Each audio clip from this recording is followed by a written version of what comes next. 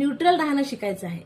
Neutral राहणं ही सवय जर तुम्हाला आत्मसात करता आली ना तर मनाला जास्त त्रास होणार नाही. अपेक्षा बऱ्याच असतात, जितक्या जास्त अपेक्षा तेवढा अपेक्षा भंगही असतो.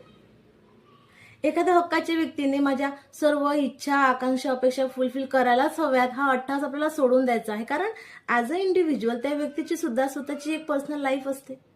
कुणाबद्दल चांगला विचार करू शकत नाही ना तर त्या व्यक्तीबद्दल वाईट विचार सुद्धा करायचा नाही आहे. जे तुमचं आहे ते तुमच्या जवळ असणार आहे. जी व्यक्ती तुमची रिस्पेक्ट करतो, तुम्हाला मनातून लाईक करतो, त्या व्यक्तीशी तुम्ही नेहमी मनाने जुळून असणार आहे. जे तुमचं नाही, ज्या व्यक्तीला तुमच्यात इंटरेस्टच नाही, अशा व्यक्तीच्या मागे पुढे करण्यात काहीच अर्थ नसतो. जो द्यायला तयार नाही त्याला मागण्यात काय अर्थ आहे का?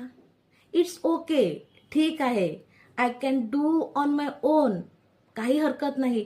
हे जे शब्द आहेत ना, या शब्दांना आपल्या जीवनशैलीचा एक भाग बनवा. बी न्यूट्रल.